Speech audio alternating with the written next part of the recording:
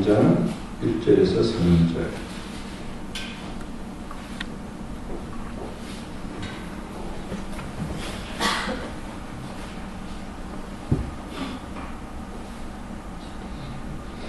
여호와께서 모세에게 일러 이르시되 이스라엘 자손 중에서 사람이나 짐승을 막론하고 태에서 처음 난 모든 것은 다 거룩히 구별하여 내게 돌리라.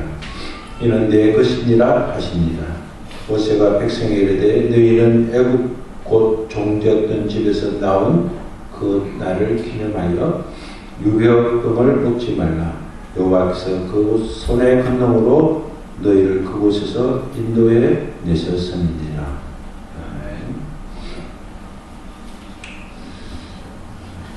우리는 하나님 은혜로 점점 좋아지고 있습니다. 우리는 하나님 은혜로 점점 좋아지고 있습니다. 한번 고백합시다. 우리는 하나님 은혜로 점점 좋아지고 있습니다. 당신도 하나님 은혜로 점점 좋아지고 있습니다. 당신도 하나님 은혜로 점점 좋아지고 있습니다. 우리 교회는 하나님 은혜로 점점 좋아지고 있습니다. 출애굽기의 중심 내용은 출애굽, 애굽에서 나온 것입니다. 그래서 출애굽기의 우리의 중심 신앙은 노예의 삶에서 자유하는 것입니다. 하나님께서 모세를 통해서 또 아론을 통해서 이스라엘 백성들에게 또 바로에게 하나님은 구원자이심을 보여주시기 위해서 하나님이 하신 방법은 10가지 재앙을 보여주신 것이었습니다.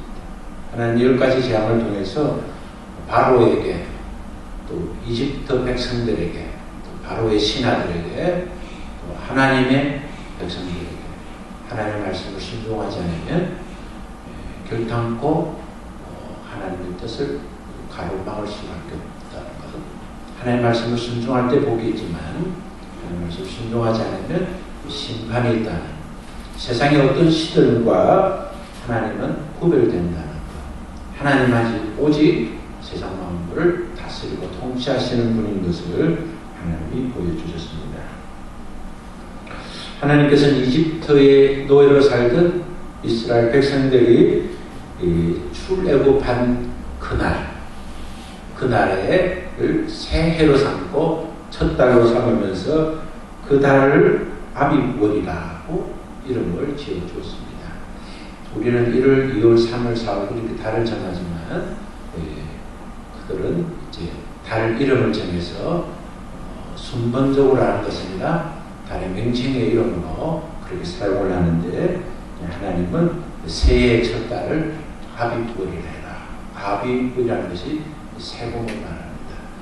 하나님께서 새로운 출발을 하는 이스라엘 백성에게 새봄이라는 아비월이라는 이름을 지어줬습니다.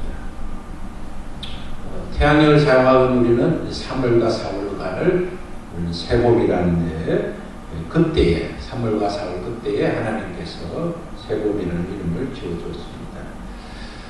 저는 이런 뜻을 알고 새봄교회를 지은 것은 아닙니다.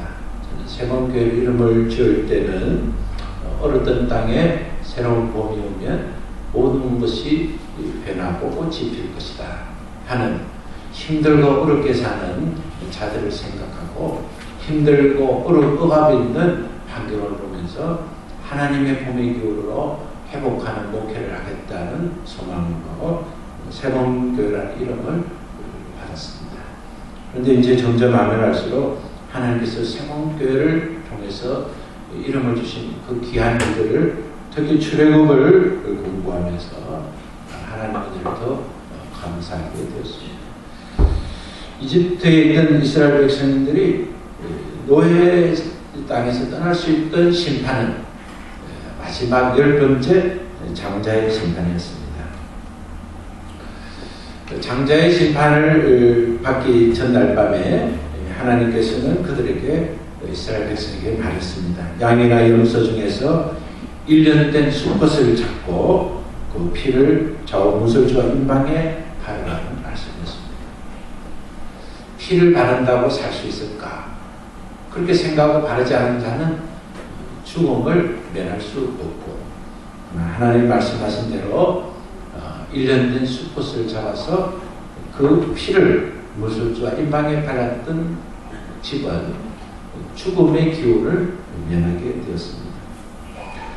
하나님께서 장자를 심판했을 때 피를 바른 집은 죽음의 심판의 영이 그 담을 넘었다고 해서 유월절로 이런 걸 정했습니다. 하나님께서 심판한 그날에 피를 바르지 않은 자는 죽음을 면할 수 없었지만 피를 받은 것은 죽음이 건너뛰었다. 죽음이 담을 넘었다. 그래서 유월절 이름을 갖게 된 것입니다. 하나님께서 애굽 땅에 처음 난 것 곧 왕위에 앉은 바로의 장자로부터 옥에 갇힌 사람의 장자와 가축에 처음 난 것을 모두 치셨습니다. 애굽에 있는 첫 번째 난 가축이든 사람이든 처음에 난 것은 그의 신분과를 막론하고 그것이 왕의 아들이든지 수감자의 아들이든지 할 것 없이 하나님 말씀하신 대로 1년 된 수컷의 양과 염소의 피를 바르지 않은 집은 모두가 죽음을 면할 수 없었습니다. 그래서 그날 밤에 바로와 궁중에 있는 그 신하들과 모든 집집에 죽지 않은 생명은 없었습니다. 애굽에 사는 어떤 집도 가축과 첫 번째 난 아들은 죽게 되는 그런 현장을 털으면서 바로는 그날 밤에 모세와 아론을 부르게 됩니다. 그래서 이스라엘 자손과 양과 소도 다 몰아가도 좋다. 모든 거 다 가지고 떠나면서 나를 축복해달라고 그렇게 했습니다. 하나님 마지막 심판을 통해서 바로는 무릎을 꿇게 되었고 모세와 아론의 축복을 받기를 원했고 모세와 아론이 하나님 말씀을 전문한 그대로 다 순복하기를 그는 원했습니다. 그래서 이스라엘 자손들이 이제 떠나게 되었는데 그때 장정만 해도 이제 정상적으로 걸을 수 있고 싸울 수도 있는 사람만 해도 60만이 되었다라고 성경을 기록하고 있습니다. 남자만 60만 명이기 때문에 여자 어린아이까지를 다 생각하면 한 200만 명의 정도의 사람인 것을 알 수 있습니다. 이집트를 떠난 이스라엘 백성들은 이제 모세가 앞장서고 따라갔지만 성경은 모세는 앞장섰지만 인도하신 분은 하나님이심을 말씀하고 있습니다. 오늘 우리 앞에 우리에게는 지도자가 필요합니다. 교회는 목사가 필요하지만 목사가 여러분을 인도하는 것이 아니라 하나님께서 우리를 인도하시는 것입니다. 그런데 오늘 그 이스라엘 백성이 출애굽해서 이집트를 나와서 하나님이 약속하신 그 가나안 땅으로 가기 위해서는 이제 지중해 해안으로 걸어가면 일주일 정도면 갈 수 있는 길입니다. 그런데도 하나님은 그렇게 하시지 않았습니다. 우리가 본문 한번 보겠습니다. 17절을 한번 읽겠습니다.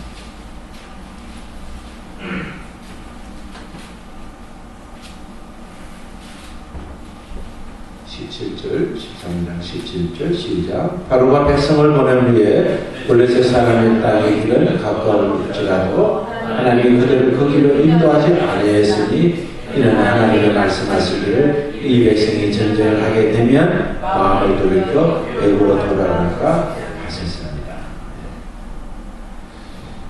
그 길이 가까운 지중해 해안도로 가면 한 일주일 정도면 갈 수 있는 길인데 이 길은 실제로 애굽과 메소포타미아를 잇는 매우 중요한 교통지입니다. 그렇기 때문에 이곳에는 애굽의 군인들의 요새신을 치고 있습니다. 그렇기 때문에 이집트를 나온 이스라엘 민족이 이제 그 땅으로 가기 위해서는 여러 번의 전쟁을 치러버렸습니다. 가는 걸 제지하기 위해서. 그래서 전쟁을 하다 보면 괜히 출발했다. 이렇게 고생하게 되면 차라리 출발하지 않는 게 좋겠다. 아니면 살 길은 애굽으로 돌아가는 게 낫겠다고 생각하고 돌아가실 것을 하나님이 아셨기 때문에 하나님께서 이스라엘 백성을 지중해안을 따라 일주일 갈 수 있는 길을 가지 않게 하시고 홍해가 있는 강야길로 돌이켜 하셨다라고 정언하고 있습니다. 하나님께서 우리를 인도하실 때에 지름길로 인도하는 것이 아니라 하나님께서 길을 만든 강야길로 인도하기도 하는 것입니다. 우리가 어떤 시험과 전쟁에서 이길 수 있다면, 또 이길 수 있는 믿음이 있다면, 또 그것을 하나님이 보시기에 합당한 믿음의 사람이라면 하나님께서 우리를 지름길로 인도하시지만 아직도 하나님을 지식적으로 이론적으로만 알고 또 하나님을 그저 단순한 경험으로만 알고 있다면 하나님은 하나님 되심을 보여주시기 위해서 강약길로 인도하시는 것이 하나님의 뜻이라는 것입니다. 이스라엘 백성이 나간 후에 바로는 이스라엘 백성이 하는 행렬을 보면서 저 백성들이 이제 갈 곳을 잃었고 이제 헤매는 그런 상태인 것을 생각하게 되었습니다. 그들이 볼 때는, 바로가 볼 때는 저렇게 많은 숫자가, 저렇게 많은 민족이 강야로 들어가는 것을 보면 저는 갈 때 올 때는 몰라서 헤매고 있다고 그렇게 생각했습니다. 왜냐하면 바로는 하나님이 인도하신 것을 알지 못하기 때문입니다.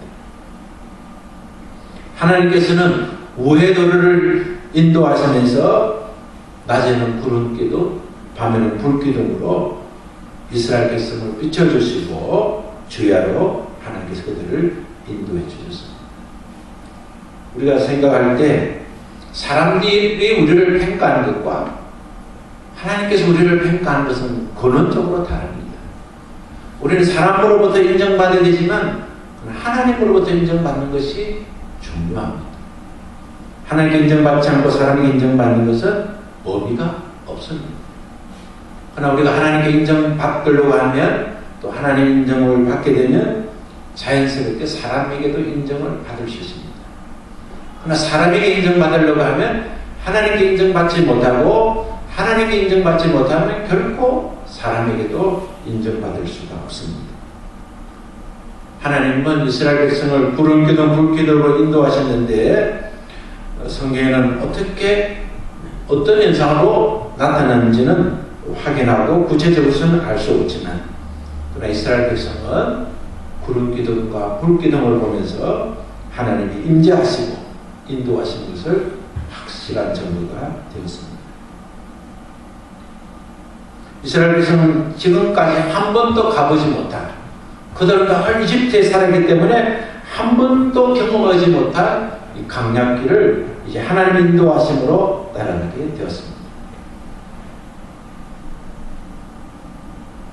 오늘 우리가 한 번도 가지 못한 우리는 그 길을 걸어갈 사람입니다.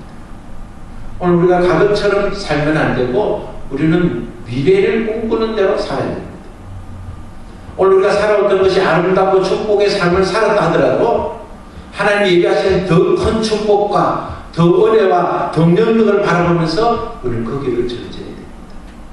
믿음의 사람은 언제나 만족해야 되지만 그러나 언제나 그 일에 멈춰서는 안 됩니다. 우리는 늘 개척해 나가는 사람이 되어야 됩니다. 하나님이 주시는 그 길을 향하여 주저앉지 않고 만족하면서 계속 전진할 수 있어야 하는 것입니다. 그러기 위해서는 하나님 우리를 인도하시는 불기둥과 구름기둥을 보고 이스라엘 민족이 따랐던 것처럼 우리는 하나님의 말씀과 성령의 감화감동을 쫓아서 나아갈 수 있어야 하는 것입니다. 보고 걷는 사람과 보지 못하고 걷는 사람은 다릅니다.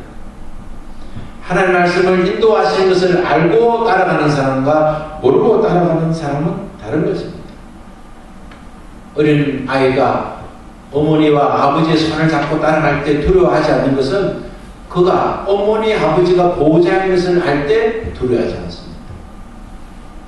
해외여행을 나갔을 때에 그저 단순히 경험 없는 우리가 걷는 것보다 전문가인 가이드가 인도하면 안심이 되는 것처럼 우리는 하나님의 인도하심을, 하나님의 보호하심을, 하나님의 역사하심을 알고 따라갈 때 우리는 평강과 소망의 길을 걸을 수 있는 것입니다.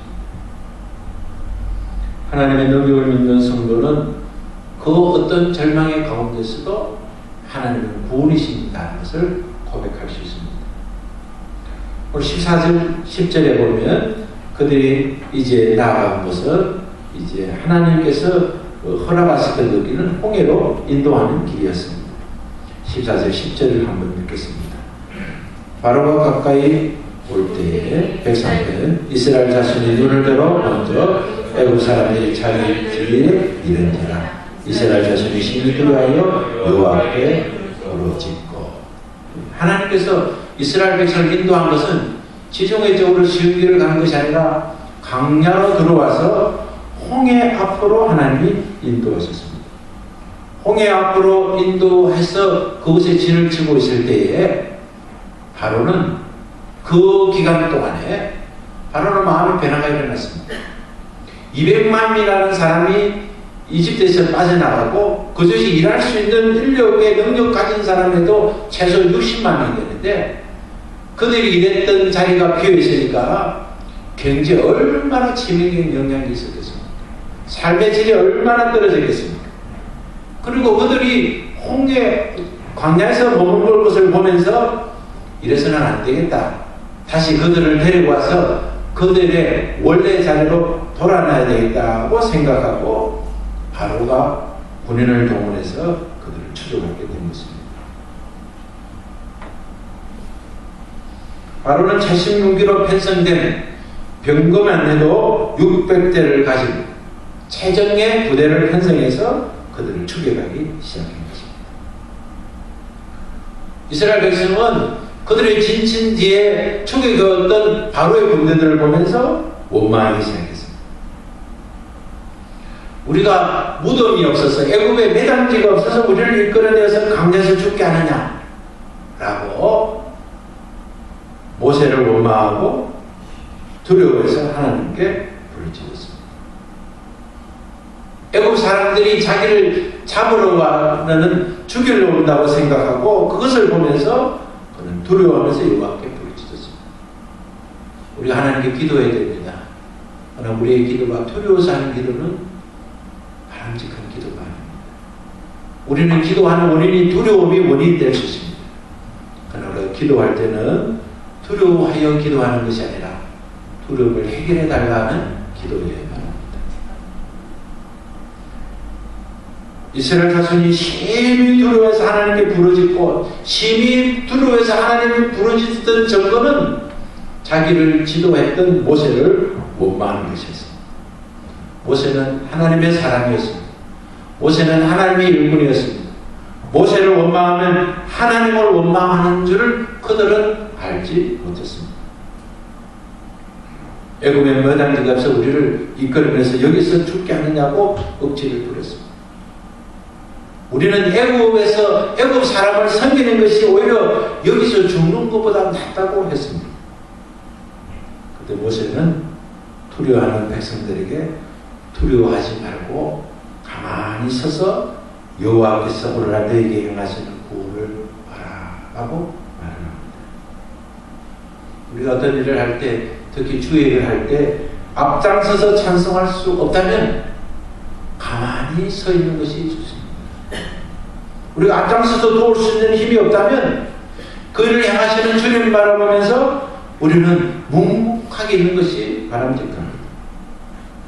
하나님께서 내리신 10가지 재앙으로 실컷 얻어맞은 후에야 이스라엘 백성을 보내줬던 바로가 이제 그 아픔의 고통이 식어지니까 왜 이스라엘 백성을 보냈는지 또 이스라엘 백성을 데려가면 어떠한 심판이 있는지는 생각하지 못했습니다. 우리도 바로같이 살 수 있습니다. 정말 힘들고 어려울 때는 하나님, 제가 하나님께 모든 것을 내려놓겠습니다. 하나님, 제가 잘못했습니다. 하나님, 이거 해결해주면 저는 이렇게 살겠습니다. 그렇게 하나님과 약속을 하면서도 그 문제가 해결되면, 고통이 완화되면, 어려움이 사라지면, 삶의 질이 안정되면 하나님의 약속을 잊어버려요. 그래서 자기의 수단과 방법을 변명합니다. 바람같이 빠른 애굽의 기둥 부대가 추격해 왔을 때 이스라엘 백성 앞을 가로막고 있는 것이 홍해가 아니었다면 이스라엘 백성은 그렇게 두려워하고 원망하지 않을 수 있었을 것입니다. 그들이 있는 곳은 막빠른 지형이었습니다. 이제 어디로도 도망갈 수 없는 홍해 앞에 있었습니다. 공포의 도가니에 빠질 수밖에 없는 조건이 있었습니다. 그때 모세는 지도자답게 너희는 가만히 있어 하나님의 구원하신 것을 바라고 있습니다. 모세는 하나님이 구원하실 것은 알았지만 어떻게 구원하실지는 몰랐습니다. 그가 한 가지 알고 있었던 것은 하나님의 구원을 이루신다는 것이었습니다.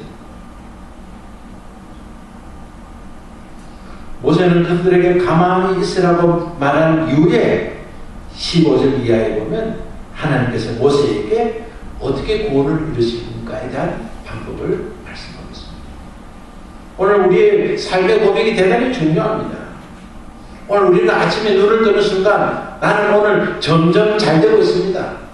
하나님, 나는 오늘 부정적인 말을 하지 않겠습니다. 하나님, 오늘 나를 축복하셔서 주의 일을 내가 행하기를 내가 원합니다.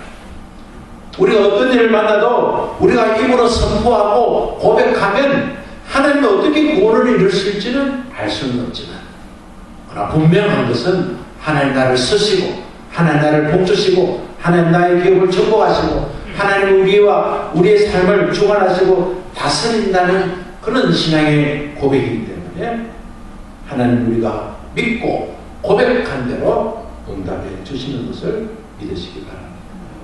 그런 믿음의 사람이 돼요.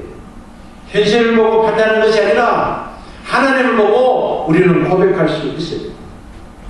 모세는 하나님의 구체적인 응답을 받지 못했어도 백성들에게 구원을 선포했습니다. 하나님께서 홍해 사이로 길을 만들어 이스라엘 백성을 통과시켜 주시고 그 애국 군대는 그 안에 수장시킨다는 작전을 말씀하지 않았을 때 모세는 백성들에게 잠잠하라, 가만히 있어라, 하나님이 일하시는 구원을 너희들이 바라고 말했습니다.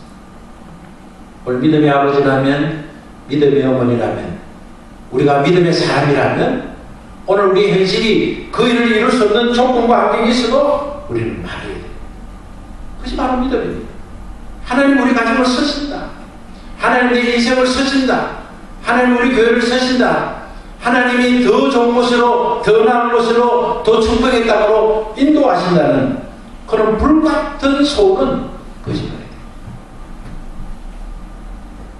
모세가 이스라엘 백성의 입으로는 도저히 할 수 없는, 아무 대책도 없는 도간에 있는 지와 같은 바다를 만났지만 하나님께서는 구원해 주신다는 그 모세의 담담의 믿음의 고백은 하나님의 축복을 이루는 도구가 되었습니다. 우리가 하나님의 능력을 믿는 성도를 한다면 오늘 우리가 절망적인 환경 속에 있어도 우리는 넉넉히 통과할 수 있다는 믿음의 고백을 할 수 있습니다. 생각하지 못하는 시험을 당해도 오른쪽을 봐도 끝이 없고 왼쪽을 봐도 끝이 없는 홍해 같은 현실 앞에 우리가 서 있다 하더라도 우리가 절망한다면 우리는 하나님의 기쁨이 될 수 없습니다. 그러나 우리가 절망 안에 서 있어도 하나님을 믿고 의지하면 하나님께서 피할 길을 열어주시고 복되가 참되신 역사가 이루어지는 것입니다. 여러분, 배를 탈 때 배를 타고 이렇게 앉아있다가 바람이 막 불고 배가 막 흔들리면 사람들이 무서워서 한쪽으로 막 쏠리게 되면 배가 침몰해 버립니다. 그래서 배를 운행할 때 작은 배는 특히 사람의 숫자도 확인하고 몸무게도 확인하고 면밀하게 해서 자리를 앉습니다. 지난번 베트남에 가서 그 작은 배를 탔는데 숫자도 확인하고 사람 앉는 자리까지 다 지정해줍니다. 사람이 조금 무게만 한쪽에 많이 실려도 위험할 수 있기 때문에 그렇습니다. 바람이 불고 배가 흔들린다고 한쪽으로 몰려앉거나 일어서면 전복의 사고가 일어날 수 있습니다. 위험하면 위험할수록 자기 위치를 지키고 안전자를 믿고 그 지시에 따르면 그 배는 안전할 수 있습니다. 오늘 우리의 환경이 우리의 삶을 자리를 흔들고 풍랑이 일어난 배처럼 그러한 격동한 일이 있어도 우리는 가만히 있어서 내가 할 수 없는 일이기 때문에 하나님 우리 가정을 구원하십니다. 여보, 우리 가정은 하나님이 인도하세요. 사랑하는 자녀야, 하나님이 우리 가정을 축복하신다. 믿음의 고백이 믿음의 역사를 하게 되는 것입니다. 우리 자신이 할 수 있는 그 최선을 다해도 더 이상 어찌할 수 없는 지경이 이를 때는 우왕좌왕하지 말고 하나님의 역사를 기다려야 됩니다. 사람들은 무슨 문제가 있으면 원망하거나 또한 두려워하거나 또한 왔던 것을 후회하거나 그런 일들을 합니다. 하나님의 사람은 기다릴 줄 알아야 됩니다. 하나님께서 결정적인 길로 인도하실 때는 물을 가르치고 인도했습니다.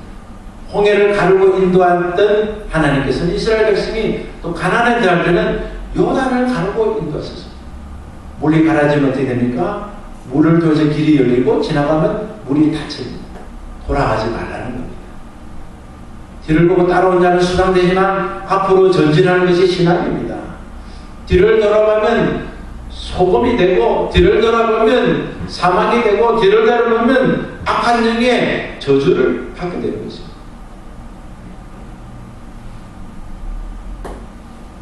믿음의 사람은 하나님이 길을 만들어주는 것을 경험하며 살자. 하나님의 수용길로 이스라엘 백성을 인도하지 않고 광야의 길을 만들어내서 그들을 인도해 주셨습니다. 홍해, 그 누구도 바다의 길을 만들어서 걸어버리지 않던 그 길.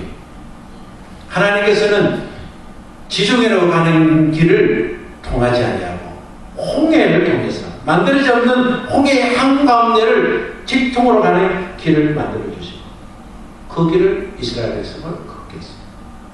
그리고 그 길을 따라오던 애굽의 기병들을 그 물에 수상시켜 주었습니다. 이제는 다시는 이스라엘 백성을 추격하지 못하도록, 다시는 이스라엘 백성을 어렵게 하지 못하도록 그들을 그 물속에 수상시켜 버렸습니다. 하나님께서는 백성을 위해서, 하나님의 백성을 위해서는 반석에서도 물을 내게 하십니다. 반석에 물을 내는 것은 쉽지 않습니다. 나무 밑에서 물을 찾고 땅속에서 물을 찾는 것은 쉬운 일이지만 반석에는 근원적으로 물이 존재하지 않습니다. 하나님께서는 반석에서 물이 나게 하셨습니다. 바다 속에서 길을 내는 것은 불가능하고 존재하지 않습니다. 하나님은 바다의 길을 이어서 바다를 갈라서서 마른 땅으로 만들어 주었습니다.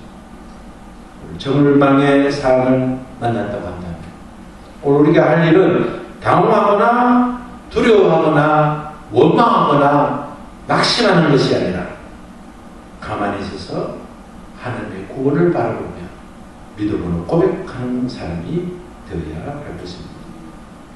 하나님께서 오늘 택하신 우리를 홍해의 길, 광야의 길로 인도하실 때가 있습니다. 오늘 하나님께서 우리를 광야 같은 길로 인도하셨다면 오늘 하나님께서 하나님의 능력을 우리에게 보여주시고 또 하나님의 은혜를 우리에게 보여주셔서 우리가 날마다 하나님을 섬기고 하나님을 인정하고 하나님의 사랑 은혜 안에 성공자가 되기 위한 하나님의 축복이라는 것을 기억해야 할 것입니다. 구름 기둥, 불 기둥이 이스라엘 백성을 인도했듯이 그 구름 기둥과 불 기둥으로 보고 이스라엘 백성이 따라가듯이 하나님의 말씀을 또 성령의 가만함동 앞에 우리가 겸손하게 말씀을 의지하고 성령의 인도하심을 믿고 불평과 낙심과 두려움의 자리를 내려놓고 우리가 주의 군이라면 가만히 있어서 하나님의 구원을 바라고 말하는 자가 되어야 또 하나님의 구원을 이루시기를 우리 하나님 조용히 기도하고 인도하심을 따라나가는 믿음의 사람, 성공의 사람, 축복의 사람이 오늘 저와 여러분이 되시기를 예수님의 이름으로 축복합니다. 다 같이 일어나겠습니다.